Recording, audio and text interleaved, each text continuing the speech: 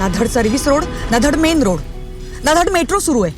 नुसता पसारा मांडून ठेवलाय घोडबंदर रोडचा. काय किती पसारा. चांगलं जेवण बनवायचं तर पसारा होणारच. करेक्ट, तसंच आहे. चांगली वाहतूक व्यवस्था हवी असेल तर पसारा होणारच, वेळ लागणारच. त्यांच्याकडे काही जादूची कांडी नाहीये. बरोबर.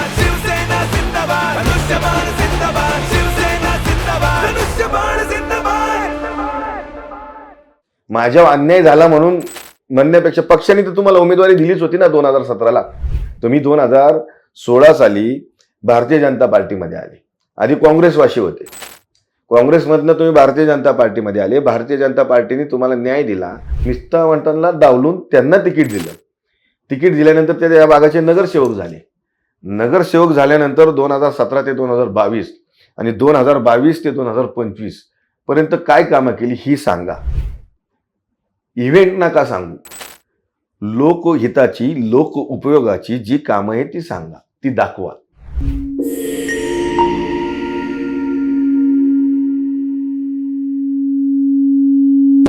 मित्रो नमस्कार. 29 महानगरपालिकांच्या निवडणुकांची रणधुमाळी आता अंतिम टप्प्यात आलेली आहे. प्रचार अगदी टिपेला पोचला आहे आणि त्यामध्येच काही मतदारसंघ महानगरपालिकेचे असले तरी काही मतदारसंघ हे चर्चेत आहेत. अशाच चर्चेत असलेल्या मतदारसंघांचा आपण आढावा घेतोय. त्यात पुणे महानगरपालिकेच्या एका मतदारसंघाबद्दल बरीच चर्चा आपण गेल्या 10-15 दिवसांपासून पाहतोय, वाचतोय, ऐकतोय. तो मतदारसंघ म्हणजे पुण्यातल्या सूस बाणेर बालेवाडी भागातला मतदारसंघ आहे. अर्थात बालेवाडी म्हटल्यानंतर तुम्हाला बालवडकर हे नाव तुमच्या नजरेसमोर आलंच असेल. तर माझ्यासोबत एक बालवडकर आहे. कसं काय अण्णा? नमस्कार. एकदम छान. प्रचार कसा चाललाय? जोरदार. बालवडकर म्हटल्यावरती दडपण येतं का? आता सध्या वातावरण तसं दिसतंय. नाही, हे गावकी आणि भावकीचं ही इलेक्शन नाही आहे. ही इलेक्शन विकासाची आहे. राहिलेल्या अपूर्ण कामाची आहे. ती मला पूर्ण न्यायची आहे. कारण हे फक्त बालेवाडी गावापुरतं किंवा बालवडकरांपुरतं नाही. बालवडकर आमच्या तर सर्व माझ्याबरोबर आहेतच. पूर्ण गाव आहे. पण हे गावापुरतं सीमित नाही आहे. 7 गावचा हा आमचा मतदारसंघ आहे. बाणेर, बालेवाडी, सुतारवाडी, पाषाण, सोमेश्वरवाडी, सूस आणि म्हाळुंगी अशी नव्याने 2 गावं जोडलेली. असा 7 गावचा हा प्रभाग आहे. या गावचा एकत्रित विचार करता ही गावकी भावकीची इलेक्शन नाही आहे. इलेक्शन अगदी चांगली आणि व्यवस्थित होईल याबद्दल काही दुमत नाही. आणि भारतीय जनता पार्टीच्या वतीने लहू बालवडकर हा उमेदवार नक्कीच चांगला ह्या भागामध्ये आहे. मित्रो, मी या मुलाखतीच्या सुरुवातीला नेहमीप्रमाणे म्हणजे आपल्या शिरस्त्याप्रमाणे माझ्यासोबत कोण आहेत याचा परिचय करून दिला नव्हता. मुद्दाम करून दिला नव्हता, कारण हा चेहरा बघितल्यानंतर तुमच्या लक्षात माझा गेल्या आठवड्यातला तो व्हिडिओ आला असेल, ज्या व्हिडिओत मी याच मतदारसंघात जी चुरस निर्माण झाली होती, एक निष्ठावान आणि एक सो कॉल्ड निष्ठावान अशा 2 प्रवृत्तींमध्ये जे काही घमासान झालं आणि पक्षासाठी राष्ट्रीय स्वयंसेवक संघाच्या विचारांना धरून चालणाऱ्या एका सामान्य कार्यकर्त्याला भारतीय जनता पक्षाने हे तिकीट कसं दिलं हे मी तुम्हाला त्यात सांगितलं होतं. पण खरं तर पडद्यामागे बऱ्याच काही घटना घडून गेलेल्या आहेत. पडद्यामागे नेमकं काय घडलं होतं हे आज चंद्रकांतदादा पाटलांनी त्यांच्या एका मुलाखतीत स्पष्ट केलेलं आहेच. आणि आज आपण ते लहू बालवडकरांच्या तोंडूनही ऐकणार आहोत. इथं तिकीट कापाकापी जी झाली, ज्याच्यावरून हा मतदारसंघ खरा तर चर्चेत आलाय, त्याच्यामागची कारणं दादांनी सांगितलीत आज. तुमचं त्यावर काय मत? नाही, तिकीट कापाकापीचा जो विषय झाला तर त्याबद्दल मी असं सांगतो की या भागामध्ये जवळजवळ 40-45 जण आम्ही इच्छुक होतो. तर ह्या एका उमेदवारीसाठी कमीत कमी 5 ते 7 जण इच्छुक होते. या 5-7 पैकी एकाला कोणाला तरी उमेदवारी मिळणार होती, ज्याची पक्षाची एकनिष्ठता, पक्षाबरोबर केलेल्या कामाची, पक्षाची ध्येय धोरणं आम्ही जी सर्वसामान्यांपर्यंत पोहोचवली. त्यानंतर आम्हाला पुणे महानगरपालिका असन किंवा महाराष्ट्र शासन असन किंवा केंद्र शासन यांच्याकडनं आलेल्या योजना सर्वसामान्य लोकांपर्यंत आम्ही पोहोचवल्या. त्याचं एक फलित किंवा त्याची एक पोचपावती म्हणून मला ही उमेदवारी मिळालेली आहे. आता कापाकापीचा विषय असा आहे की आम्ही 5-6 जण इकडे इच्छुक होतो. इथं भरपूर ज्येष्ठ मंडळी आहे की जे पक्षाची गेली 30-35 वर्ष आले एकनिष्ठ आहे. तेही उमेदवार या ठिकाणी इच्छुक होते. त्यांनाही उमेदवारी मागितली होती, पण त्यांना मिळाली नाही. पण ते पक्षाची एक निष्ठा आहे. पक्ष किंवा पक्षश्रेष्ठी हा सगळ्या बाजूनी विचार करून उमेदवारी देत असतो. आता त्यांच्यासमोर काही गोष्टी आल्या असतील, काही गोष्टी राहिल्या असतील. जसं की आज बीजेपी आहे, महाराष्ट्र प्रदेश बीजेपीमधनं सर्वे केला जातो. मुख्यमंत्री साहेबांची टीम सर्वे करते, इथं खासदार साहेबांची टीम सर्वे करते, इथं आमदार साहेबांची टीम म्हणजे सर्वे 4-5 सर्वे होतात आणि तो आज होत नाही. इलेक्शन आलं म्हणून सर्वे होत नाही. हे इलेक्शनच्या आधीपासनं त्यांच्या टीम ह्या भागामध्ये फिरत असतात, सर्वसामान्य लोकांमध्ये जाऊन तो विचारित असतात. आणि या सर्वेमधनं ही 1-2 नावं पुढे आली होती. त्यापैकी मला ही उमेदवारी मिळाली. यदा कदाचित ही उमेदवारी जर मला मिळाली नसती ती मी पक्षाशी 1-2 दिवस नाराज झालो असतो, पक्षश्रेष्ठीशी भांडलो असतो, थोडं थांबलो असतो आणि पुन्हा चौथ्या दिवशी कामाला. पक्षाच्या ज्या उमेदवार आहेत त्यांच्यासाठी कामाला लागलो असतो. हे मनोमनी ठरवलं होतं. ही शिस्त आहे, पक्ष शिस्त आहे. पक्ष शिस्त आहे. ज्याला पक्षाची शिस्त आणि निष्ठा समजली तो पक्षामध्ये नक्कीच या संघटनेमध्ये पुढे जातो. कितीतरी उदाहरण आहे. याचं एक ज्वलंत उदाहरण हे आहे की आज तुम्ही इथे या मतदारसंघात लढताय खरे, पण तुमच्यासाठी बॅटिंग करणारे दुसरेच बॅट्समन मला मैदानात दिसत आहेत. आज चंद्रकांत दादा छातीठोकपणे सांगतायत की या महानगरपालिकेत सर्वाधिक मताधिक्य घेऊन जी सीट भाजपची निवडून येईल ती लहू बालवडकर यांची असणार आहे. देवेंद्रजी तुमचं नाव घेतात. बावनकुळेंचे मी काल एक क्लिप पाहिली, त्यातही तुमच्याबद्दल ते बोलतायत. म्हणजे बघा, पक्ष नेतृत्व ज्याच्यावर एवढा विश्वास ठेवून चालतोय त्याचाच अर्थ हा ध्वनीत होतो की खरोखर जे सर्वे अंतर्गत केले गेलेत किंवा जनमानसांमध्ये जी प्रतिमा आहे ती कुठेतरी लहू बालवडकर यांची चांगली होती म्हणून हे तिकीट तुम्हाला मिळालेलं आहे. त्यामुळं जनमानसात ज्या पद्धतीनं आता एक नरेटिव्ह पसरवलं जाण्याचा जो प्रयत्न झाला ते आता मागे राहिलंय. त्यामुळे आता तुम्ही जोमानं प्रचाराला लागले असाल असं वाटतंय मला. नाही, आम्ही जेव्हा ह्या 2024ची इलेक्शन झाली तेव्हापासून कामाला लागलेलं आहे. त्याआधी महापालिकेची निवडणूक ही 2022 मध्ये होणार होती, त्या आधीपासून कामाला लागलेलं आहे. म्हणजे काम आम्ही 2025 मध्ये इलेक्शन होणार आहे म्हणून करत नाही आणि इलेक्शन लढायचं म्हणून काम करत नाही. आम्ही ह्यामध्ये सर्वसामान्यांचं हित पाहतो. इथली स्थानिक जी कामं आहेत, जी रखडलेली आहे, गेली 10, 15 वर्ष आलं, इथं खूप सारी कामं आहेत, ती प्रकल्प आहेत, पायलट प्रोजेक्ट जे की लोकांसाठी उपयोगाच्या गोष्टी आहेत त्या रखडल्यात, त्यावरती आम्ही काम केलंय. मिसिंग लेन सारखे या ठिकाणी खूप रोड अडवलेले आहेत, त्यावरती आम्ही काम केले. आम्ही इथले स्थानिक आमदार आहे, कॅबिनेट मंत्री चंद्रकांतदादा पाटील जे आमचे नेते आहेत, केंद्रीय राज्यमंत्री मुरलीधरांना मोहोळ आहेत, ते आमचे खासदार आहेत, यांच्या मागं सातत्याने मागं लागलोय की हे करा तरच ही बाणेर बालेवाडी गुदमरलेली आहे. ट्रॅफिक मुक्त ह्या रोड जर आपल्याला वापरायला मिळाले, हे जर खुले झाले तरच हे मिळेल. ह्या आम्ही सातत्याने त्यांच्या मागं लागतोय. त्यांना एवढा मोठा मतदारसंघ आहे, एवढा मोठा लोकसभा आहे, ह्याच्यामध्ये ते प्रत्येक ठिकाणी जाऊन काम नाही. आमच्यासारखे कार्यकर्ते ज्या वेळेस त्यांना स्थानिक लेवलची माहिती देतील, स्थानिक लेवलचे जे प्रॉब्लेम्स आहेत ते त्यांच्यापर्यंत नेतील, तेव्हाच त्यांना समजणार ना इकडच्या नागरिकांना काय पाहिजे, काय अडचण आहेत. एवढा वेळ नाही, ते आम्ही करतोय. बरोबर. आणि आता तुम्ही म्हटले की सगळे नेते लोक असतील, सीएम साहेब असन, महसूल मंत्री बावनकुळे साहेब असतील, दादा असतील किंवा अण्णा असतील, हे आमच्यासाठी कामाला लागलेले आहे.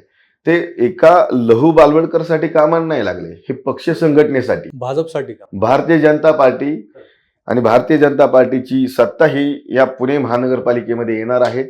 त्याच्या माध्यमातून या बाणेर बालेवाडी, सुतारवाडी, पाषाण, सोमेश्वरवाडी आणि सुसमानगड यामध्ये राहिलेली कामं ही पूर्ण करून देण्यासाठी ते या मैदानात उतरलेले आहे. आणि दादा किंवा अण्णा हे पुणे शहरामध्ये फिरतात, पिंपरी चिंचवड शहरामध्ये फिरतात, हे प्रत्येक उमेदवारासाठी तिकडं प्रचारासाठी जातात.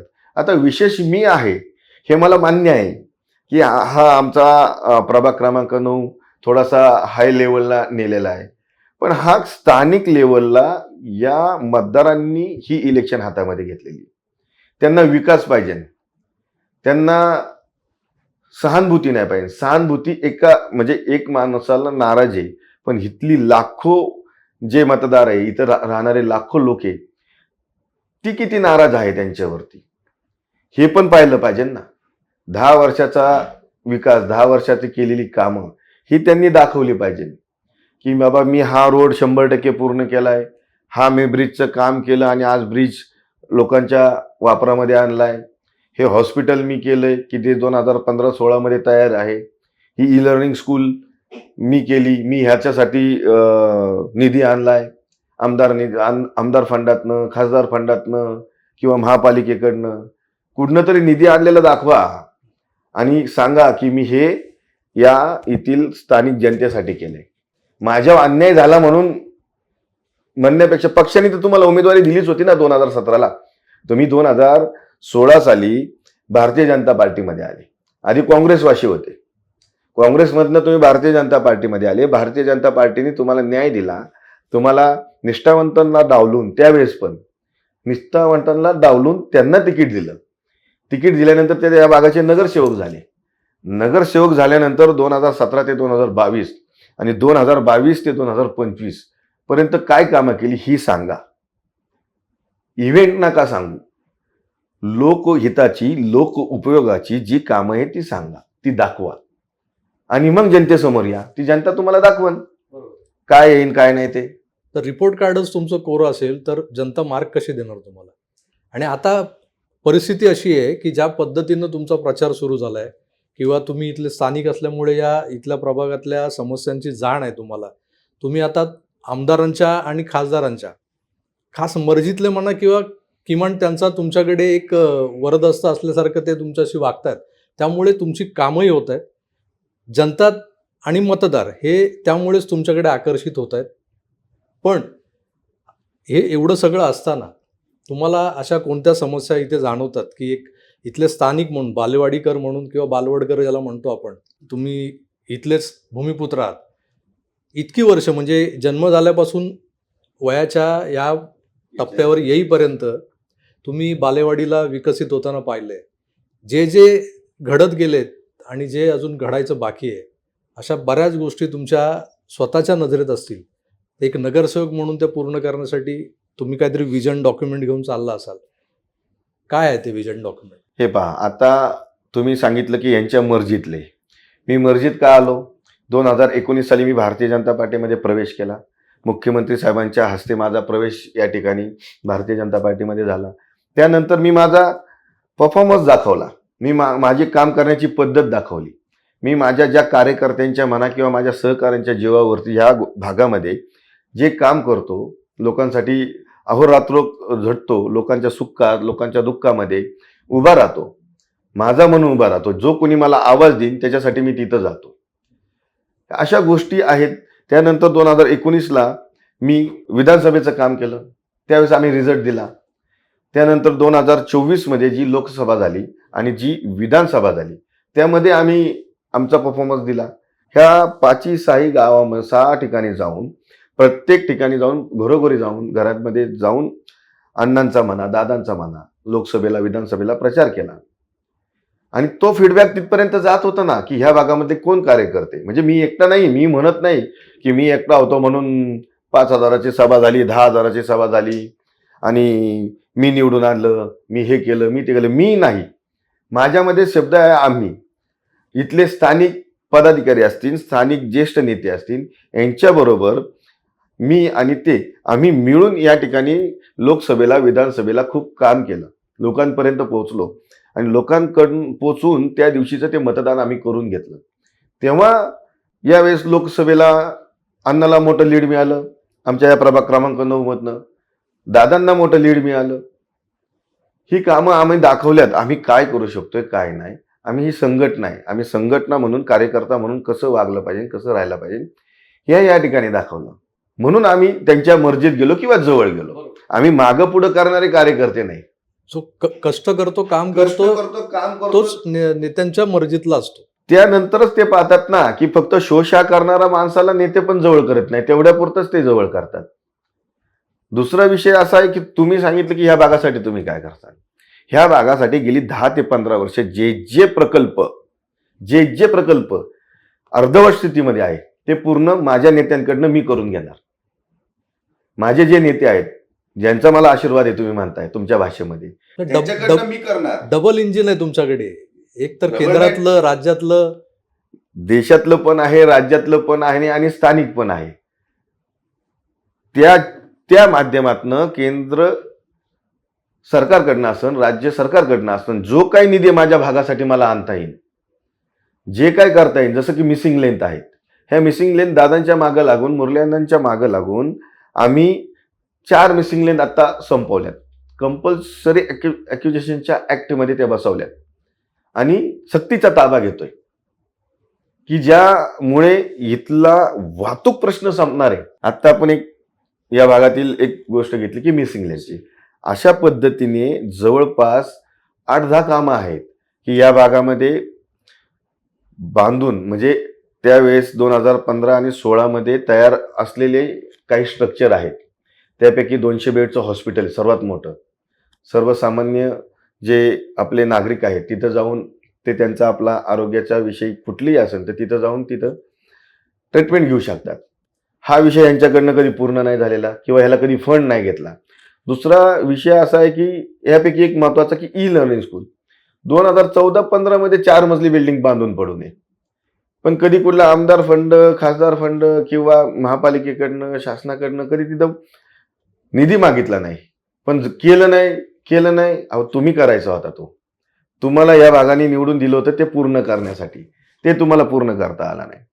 दुसरा विषय आहे ओपन थिएटरचा. आमच्या इकडे ओपन थिएटरची बिल्डिंग बांधून पडू नये. साधा नाना नानी पार्क करता नाही आलं, विरंगुळा केंद्र करता नाही आलं, त्यामध्ये वाचनालय नाही करता आलं, अभ्यासिका करता नाही आली.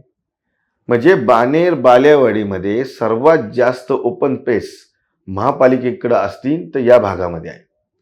ह्याचं जर व्यवस्थित नियोजन केलं, व्यवस्थित मांडणी करून त्याचा जर प्लॅनिंग केला तर ह्या भागामध्ये सगळ्या गोष्टी होण्यासारख्या आहेत. या M&D स्पेसवरती आपण खूप साऱ्या गोष्टी करू शकतो. महिलांसाठी प्रशिक्षण केंद्र या ठिकाणी व्हायला पाहिजे होतं, तेही करता नाही आलं. बाकीच्या गोष्टीचं काय बोलून दाखवताय. असे कितीतरी प्रकल्प आहेत ते अर्धवट स्थितीमध्ये आहेत. आणि आत्ता तुम्ही सांगितल्याप्रमाणे डबल इंजिन, ट्रिपल इंजिन यांच्या माध्यमातून या भागामध्ये चांगले चांगले प्रोजेक्ट, पायलट प्रोजेक्ट आम्ही आणू आणि या भागांचा सर्वांगीण विकास हा काय असतो येत्या 5 वर्षातच तुम्हाला समजेल. या भागामध्ये मोठी समस्या आहे की ड्रेनेज, जे की ड्रेनेज आता ओव्हरफुल होऊन बाहेर ते पाणी निचरा होतंय. त्याचा वास लोकांना आता सोसावा लागतोय. Pipeline change करायच्यात. L&Tच्या माध्यमातून बरेचसे झाल्यात, पण बऱ्याच ठिकाणी नाही झाले अजून. नव्यानेच आता सूस माळुंगे आमच्या भागामध्ये आले, ते ग्रामपंचायतीमध्ये होते. TP स्कीम आता मुख्यमंत्री साहेबांनी त्याला सँक्शन दिलेलं आहे. त्यामध्ये बसून नवीन DP तयार करणं, रोड तयार करणं, आरक्षणं, म्हणजे कुठल्या भागामध्ये काय पाहिजे ह्या गोष्टीमध्ये पूर्णतः लक्ष घालून ह्या गोष्टी पूर्ण कराव्या लागणार आहेत. याकरता पुणे महानगरपालिकेचा महापौर हा नक्कीच भारतीय जनता पार्टीचाच असणार आहे. राज्यामध्ये फडणवीस साहेबांच्या माध्यमातून एक मुख्यमंत्री अभ्यासू व्यक्तिमत्व म्हणून आपल्या महाराष्ट्राला लाभलेला आहे. केंद्रामध्ये तर मोदी साहेबांचं, अमितभाई शहा यांचं सत्ता आहे. त्यांच्या माध्यमातून असं केंद्र, राज्य आणि पुणे महानगरपालिका ही जी एक चेन आहे आणि इथले स्थानिक नगरसेवक भारतीय जनता पार्टीचे असन तर हे सर्व प्रकल्पला लागणारा निधी जो काही फंड असतो तो आम्ही जास्तीत जास्त या भागासाठी आणू आणि ह्या भागामध्ये सर्व काही ज्या आमच्या सर्वसामान्य जनतेला लागतात ते द्यायचा या ठिकाणी प्रयत्न करू. कारण गेली 10-15 वर्षाला तेच प्रश्न आहे आणि जुन्या लोकांची तीच उत्तर आहे. त्यामुळं इथले लोक पण कंटाळल्यात तेच उत्तर ऐकून. त्यामुळे त्यांना बदल हवाय आणि तो बदल आम्ही करणार. हे गेली 10 वर्ष केलं नाही कुणी, 12 वर्ष केलं नाही कुणी, हे आम्ही करणार आणि ह्या जनतेला आमचा रिझल्ट दाखवणार पुढच्या 1-2 महिन्यामध्येच. हा जो तुमचा धडाका आहे ना, तो धडाका बघितल्यानंतर इथं मतं मिळवण्यासाठी लोक पैसे वाटतायत असं कानावर आलंय माझ्या. खरं आहे का ते? अगदी आम्हीच 2 ठिकाणी पकडले. आम्ही गेलो तिथं स्वतः, आम्हाला समजल्यानंतर त्या ठिकाणी गेलो. तेव्हा राष्ट्रवादी काँग्रेसचे जे उमेदवार आहेत त्यांना पराजयाची भीती आहे. त्यामुळं हे पैसे वाटायला लागतात. म्हणजे कसं आहे, यांचं गणितच आहे. सत्तेतनं पैसा आणि पैसेतनं सत्य, असे हे गणित आहे. हे काय करतात, ज्या आमचे जे इथले नागरिक आहे, जे कष्टकरी आहेत, ते 200-300 किलोमीटरवरनं इकडं राहायला आलेले, हातावरचं पोट आहे. जो कोणी व्यवसायासाठी या ठिकाणी आला आहे, मराठवाड्यातला कोणतरी एखाद्या जॉबसाठी इकडं आला आहे, आपल्या मुलांच्या भवितव्यासाठी इकडं आलेला आहे, त्यांच्या शिक्षणासाठी इथं आलेला आहे. अशा लोकांना हे पैसे देऊन, धमकी देऊन आम्हालाच मतदान करायचं, आम्हाला नाही केलं तर बा, आता तर आज तर वेगळंच ऐकतोय, गुगल पेनी पैसे देतात. माझी विनंती आहे जे पैसे घेतात त्यांना, की गुगल पेनी तुम्ही त्यांचे पैसे जर घेतले आणि यदा कदाचित त्यांचा पराजय झाला तर सगळ्यांना बोलून ते पैसे पुन्हा वसूल केले जातील. आता हे जे पोलीस गस्त घालतात, आमचे कार्यकर्ते, आमचे सहकारी फिरत असताना कुठं असं आढळलं तर आम्ही पोलिसांना कळवतो. इव्हन सोमेश्वरवाडीमध्ये परवा दिवशी असं झालं, किंवा इथं बालेवाडीमध्ये असं झालं की तिथील स्थानिक नागरिकांनी फोन केले की इथं काहीतरी गडबड चालू आहे म्हणून. मग तेव्हा आम्ही आणि पोलीस अधिकारी तिथं पोहोचले. त्यावेळेस तिथं 1.5 लाख रुपयाची कॅश सापडली, मतदार यादी सापडली, त्यांचे पॅम्पलेट सापडले, त्यांच्या ज्या डायरीमध्ये कुणाकुणाला पैसे दिलेत ते सापडलं.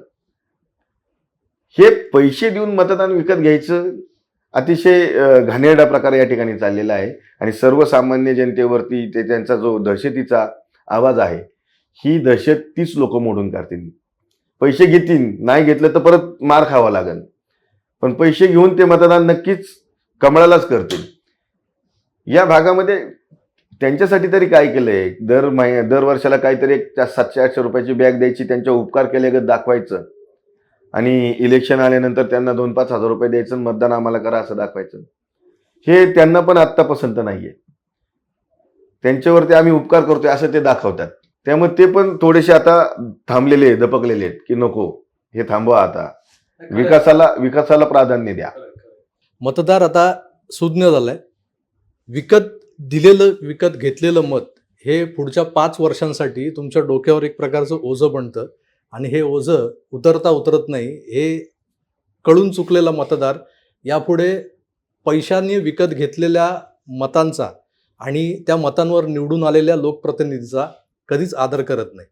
त्यामुळे आज तुम्ही बघता जे मतांचा जोगवा मागायला लोकांच्या दारोदार हिंडतायत, त्या उमेदवारांना कशा पद्धतीनं लोक वागणूक देत आहेत. त्या तुलनेत महाराष्ट्रात बहुचर्चित असलेला हा प्रभाग क्रमांक 9 आणि या प्रभागातले एकनिष्ठ, निष्ठावान अशा शब्दांना ज्यांची उपमा दिली जाते किंवा या शब्दांचे प्रतिशब्द म्हणून ओळखलं जातं, अशी एक नवी ओळख मिळालेले लहू बालवडकर आपल्यासोबत होते. त्यांनी त्यांच्या प्रभागात करावयाच्या ज्या विकास कामांची जंत्रीच वाचून दाखवली, आणि अर्थातच त्यांच्या मागे डबल इंजिन सरकारची ताकद असल्यामुळे, आणि जर महापालिकेत त्यांचंच सरकार, त्यांच्याच पक्षाची सत्ता आली तर हे ट्रिपल इंजिन होणार आहे. त्यामुळे इथल्या मतदारांचा विकास, या मतदारसंघाचा विकास, प्रभागाचा विकास हा निश्चित ठरलेला आहे असं वाटतंय. आणि त्यामुळेच विरोधकांच्या पायाखालची वाळू सरकते. सुज्ञ मतदारांकडून सर्वसामान्यांमधलाच एक कार्यकर्ता जेव्हा निवडून दिला जातो, तेव्हा 16 जानेवारीला निकालानंतर उधळला जाणारा जो गुलाल आहे, तो एका सामान्यातल्या अतिसामान्य कार्यकर्त्याच्याच माथी लागेल याबद्दल माझ्या मनात तरी तीळ मात्र शंका नाही. घोडा मैदान दूर नाही, बघूया काय होतंय. तोवर बालवडकर साहेब, तुम्हाला शुभेच्छा, आणि तुमच्यासारखा नगरसेवक या भागाला लाभो याच अपेक्षेसह तुमची रजा घेतो. धन्यवाद. मी बोललो त्यासनी, माझी लेक माझ्याशी आजपर्यंत कधी बी खोटं नाही बोलली. मी खोटं बोलले बाबा तुमच्याशी. हे काय रिक्षातच आहे, पोचेन लवकर. थँक्यू. बिचारी रोज 4 किलोमीटर कॉलेजला चालत जाते, गावी बापाला फोन करून सांगते मजेत. सॉरी बाबा, पण आता नाही. आता सगळं छान आहे. तेव्हा होतं, आता सगळं झकास आहे.